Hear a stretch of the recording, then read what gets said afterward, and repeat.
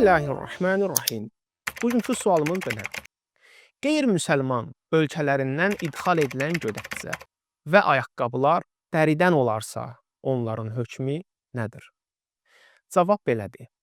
Əgər etina ediləcək halda ehtimal olunarsa ki, bu dərilər həmin ölkədə yaşayan müsəlmanlar tərəfindən kəsilmiş heyvanlara aiddir və ya başqa bir İslam ölkəsindən həmin ölkələrə gətirilmiş, sonra o ölkələrdən bizim ölkəmizə idxal edilmişdir. Əgər bu ehtimallar varsa, bu halda həmin dərilər, həmin paltarlar pak sayılacaq. Yox, əgər bu ehtimallar yoxdursa, əks təqdirdə həmin paltarlar, gödəkçələr, ayaqqabılar nəcisdir. Elhamdülillahi Rabbil alemin və sallallahu alə Muhammedin və alihi tahirin.